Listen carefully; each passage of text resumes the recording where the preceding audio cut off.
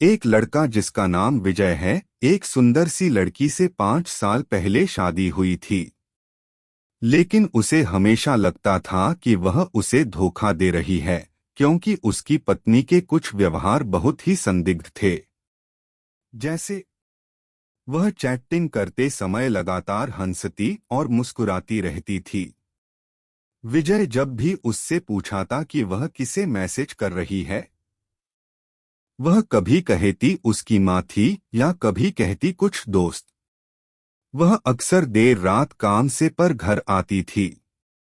जब भी विजय ने उससे पूछा कि क्या चल रहा है, वह हर बार हंसती थी। वह सिर्फ इतना कहती थी, यह काम के कोई दबाव के कारण है या कुछ और कारण बता देती। एक रात वह रात के 11 बजे दही और दूध लेने के लिए निकली। विजय ये जानने के लिए जागता रहा कि वह कब वापस आती है। वह 2 बजे वापस आई। अब बस इससे ज्यादा संदीप नहीं बर्दाश्त कर सकता था। उसने कुछ सबूत हासिल करने के लिए एक निजी डिटेक्टिव को काम पर रखा है।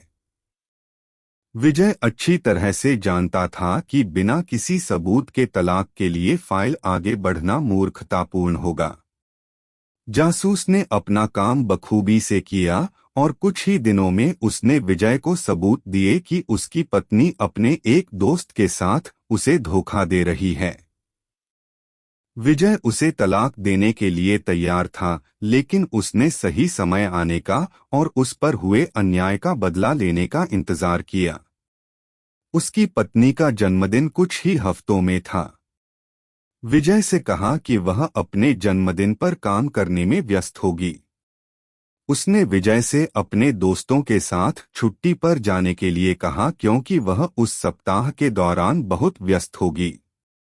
विजय एक दोस्त के घर गया और उसने अपनी पत्नी से कहा कि वो अपने दोस्तों के साथ टूर पर गया है।